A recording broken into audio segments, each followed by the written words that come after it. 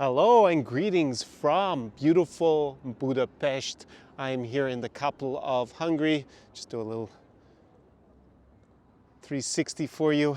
Got the beautiful Hungarian Parliament building just behind me, and over here is the River Danube that flows all the way down to Ukraine, where it enters the Black Sea, near to, not so far from Izmail, a town called Vilkovets, the last town, and I've filmed there before. So I'm here because I have relocated, obviously, with the war in Ukraine.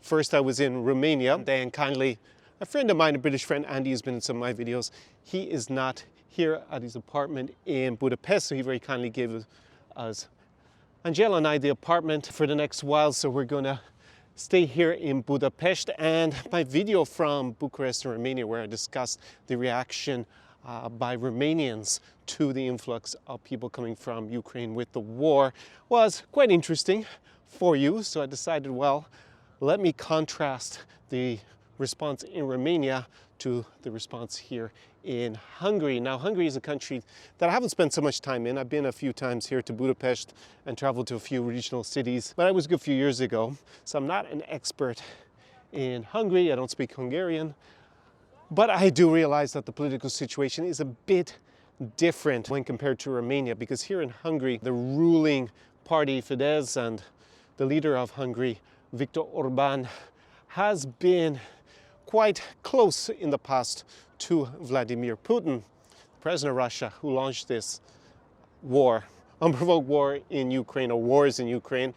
And on top of that, Hungary has had some, I wouldn't say territorial disputes exactly, but there have been some issues diplomatically between Hungary and Ukraine over the rights of the Hungarian minority in Ukraine. And then on top of that, with NATO, the cooperation between Ukraine and NATO, Hungary has been blocking that. Послухай, Вікторе, знаєш, що відбувається в Маріуполі? Будь ласка, якщо зможеш, сходи на свою набережну. Подивись на те взуття. І ти побачиш, як масові вбивства можуть повторюватись в сучасному світі. І це сьогодні робить Росія. Те саме взуття в Маріуполі. Там такі ж самі люди. Дорослі, і діти, і дідусі, і бабусі, і їх там тисячі. І цих тисяч вже немає. А ти вагаєшся вводити санкції або ні? Вагаєшся пропускати зброю або ні? Вагаєшся торгувати з Росією або ні? Немає часу вагатися. Час вже вирішувати. Ми віримо в вас. Нам потрібна ваша підтримка. Ми віримо в твій народ. Let's go take a walk around, see what the reaction, how Hungarians are helping or not helping Ukrainians in their time of need with the war in Ukraine. Tsar Experience.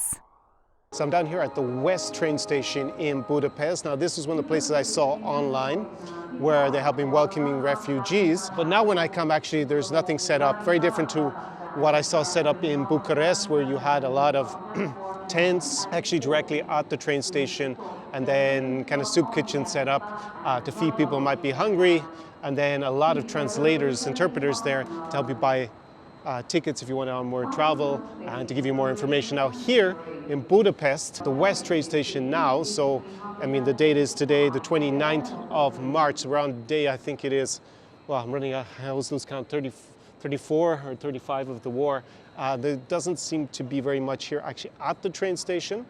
There is, I did find an information point where they told us that in fact the humanitarian help has been set up away from the train station, and there were free buses to go to that. So we're going to jump on a bus now in a few seconds and go and see exactly how Hungarians are helping Ukrainians. So across the street here at the Western train station, you have this point to help people set up so that Ukrainians can come and collect necessities, especially for children, get hygiene products, some food and whatnot, similar stuff set up here. So it's just across from the train station. So before they go to the main center by bus, you can also come across here. And if you are in Budapest and you want to drop off some humanitarian aid, there's also a point where you can drop it off like we just did here. So I'm going to do a little short interview to find out more about how the whole system works here in terms of how Hungarians are helping Ukrainians in this time of need. Привет! Здрасте. Здравствуйте. Вы откуда? Я с Украины, город Одесса. Город Одесса, супер. Одесса, мама. И как люди тут помогают украинским беженцам? Конкретно волонтеры, все держится на волонтерах, я думаю. То есть вся помощь идет от организаций волонтерских, которые, в принципе, направлены на то, чтобы помогать людям. А конкретно наша сейчас организация, которой мы сейчас помогаем, мы в ней не состоим, мы просто обычные волонтеры, которые работали, жили в Венгрии. И сейчас мы просто бросили с женой работу и пришли помогать, потому что мы не можем просто наблюдать со стороны, как это происходит. И что ты думаешь, вы думаете, как помогает государство в Венгрии? Government. Да. Конкретно прямой помощи от государства я не вижу, не видел, и скорее всего, что, я думаю, что до выборов и после выборов по какое-то время мы ее и не увидим. То есть, что это означает? Это означает, что люди, которые приехали сейчас, в большинстве стран Европы получают какие-либо выплаты, то есть об этом многие знают, а по поводу выплат, да, никто вам просто денег просто так не даст за то, что вы такой прекрасный, но какие-то выплаты, потому что, собственно, в вашей стране война, то есть вам помогут с работой, с жильем. Здесь немножечко все работает немножечко по-другому. Здесь основная помощь идет от волонтеров, то есть от волонтерских организаций, церквей, каких-то отдельных политических или неполитических партий, которые хотят так или иначе себя проявить. Но как такой прямой помощи от государства, собственно, нет, не видим. И пока я о ней, если честно, не слышал. Даже моментами есть препятствия. This is exactly where you can come. You happen to be in Budapest, you want to drop some stuff off. Here you have the volunteer organization just in front of the Western train station. Just show you again where it is, just there. So if you are here, you know where to come and lend a hand. Спасибо. Jacob. Thanks, man.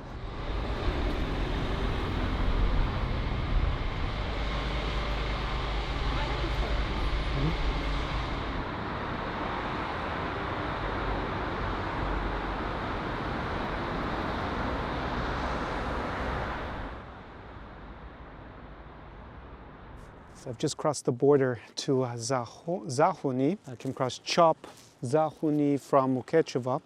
And here, when you arrive, we're just at the train station.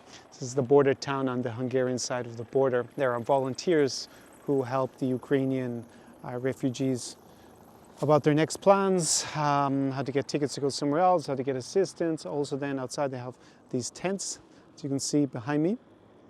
And there's food and some drinks, and also I saw kind of a play area for children there. So pretty well organized, helpful. We're just going to stay for an hour. They helped us get our tickets onwards. That is the setup when you arrive from Ukraine. It is day 55 of the war. All right, now so there are not so many people like there would have been, obviously, those first few days and then weeks. I'm here with one of the organizers for the volunteers, and we're just going to get a little bit overview about how they are helping Ukrainians. So thank you for agreeing to be interviewed. And can you tell us a little bit about your organization and what motivated you personally to come with this huge humanitarian crisis on the border? My name is Moshe. I'm from Israel. Our organization is called One Middle East Agency. And since we started, we hear about the starting of the war, we started to think about how can we help. And because in our city, in our country, in Israel, we have a lot of people that speak Russian and Ukrainian from the old Soviet Union. And every year, a lot of people coming from, Russia, Ukraine, Kazakhstan, Uzbekistan, and they speak the language. So it was easier to, recruit people to come here and help, people that come from Ukraine and now to Hungary. What do you think are the biggest issues faced by the refugees now on day 55, the ones who are coming? Anything particular that stands out as an issue that they're facing personally? Yes, what we see is when they arrive here is that Okay, so I left the war area. So what is happening? So it's good when they see people that speak their language, is our volunteers from Israel, and then they can, have a sense of relief because they can explain all the process. If they needed to have an authorization from the police, if they need to stay here a couple of days, and some people usually, sometimes they say that they have no place to go whatsoever, and these are the hardest ones because they have been sometimes for weeks going from train to train, and the stories that we hear sometimes are very, very sad. We don't need to watch the news. We hear these stories, and sometimes if we can help with the psychological help, like the Red Cross and other big non-profit, they help us. So if you can help them to go to other countries like Europe, Germany or Switzerland or France or Italy. 2 weeks ago, we just had a bus of 30 people going to Italy because we had a partnership with a non-profit from Italy. So if we can do that, we help them in the way that we can. Okay, perfect. Well, thank you very much for your overview. It was a pleasure. And great work you're doing here. Thanks again for helping people in Ukraine. Awesome. Yeah, definitely an interesting little interview there. So, like I had suspected, similar to the border with Poland, the border here with Hungary, actually there are people starting to go back again. Hopefully that's not misplaced optimism about the situation in Ukraine, because we saw missile strikes by Russia on several of the cities that were near the border with Poland, so it can be quite dangerous still to go back. But I understand people are also desperate not to be abroad necessarily if they can go back to Ukraine.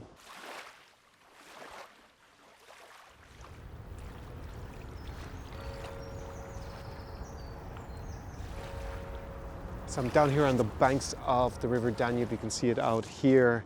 Got Pest. No, so we got Buda on that side and Pest this side. I'm on the side of the parliament. And here we have a memorial that has become relevant to this war in Ukraine because it was cited by Ukrainian President Zelensky when he gave speech via video link to the Council of the European Union. He referenced this because it's actually memorial to the victims, to the Jewish victims of a massacre here in Budapest by a fascist group. Basically, they made the Jews take off their shoes here and then they shot them and their bodies fell into the river Danube.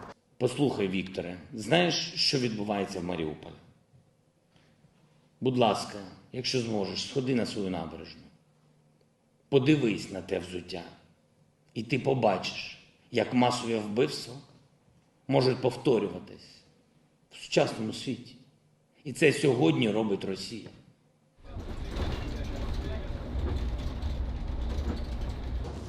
So we're just here in the bus and we're going to the stadium, which is the reception area for the Ukrainian refugees who come here in Hungary, who arrive at the Western train station. We just took the bus. There's a free bus laid on, and yeah, let's see what we're going to find when we get there.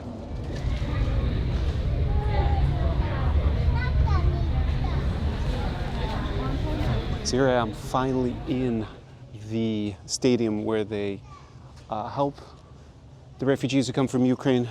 Took a little bit of time, bureaucracy, to be allowed to come in here and film. They obviously have the same stuff that I saw on Zahony train station. You have food, you have a place for children over here. You have onward travel around here. They have different stands set up where people can wait, go back to the city center, train stations, to the airport. Over here we have a place where if you're looking for accommodation, and other aid that you can get. Obviously people need to eat, and actually over here they have a space for animals, so if you came with your pets then they help you with that. This is the center, but as you see, because actually I'm filming this on day 59 of the invasion, most people who are going to come have already arrived. Showers, facilities for people here, so they're not going to stay here from what I understand, but they will be helped to go somewhere else if they need a place to stay.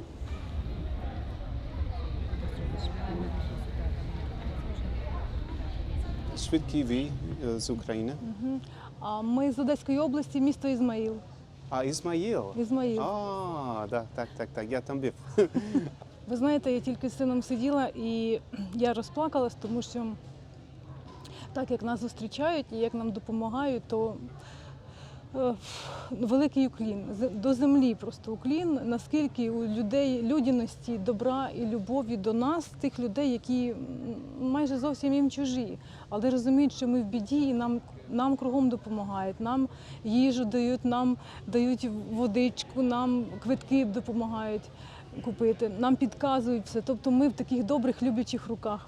Ми за це дуже вдячні. Я не знаю, як це виразити.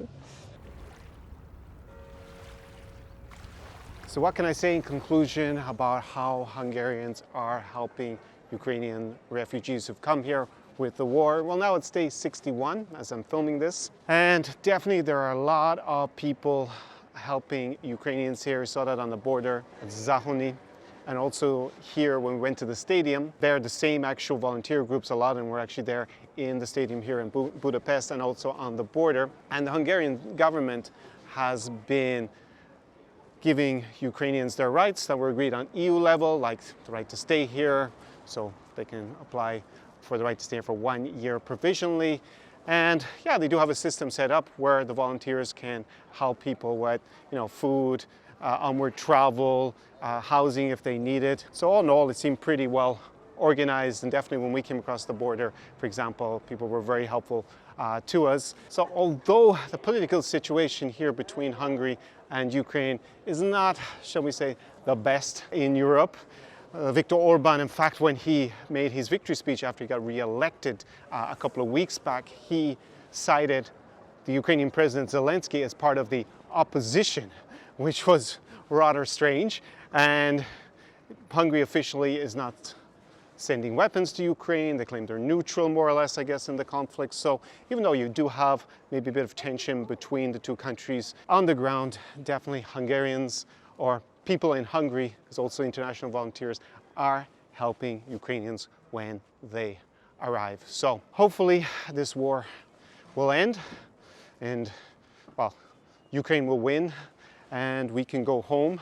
Not just the Ukrainians, also me, go back to Odessa Mama and film again and start life as normal again, go drink in the cafes and eat in the restaurants without worrying about a rocket attack like we saw 2 days ago hitting a residential building in Odessa, fired by Russia. So next stop for me is Ireland.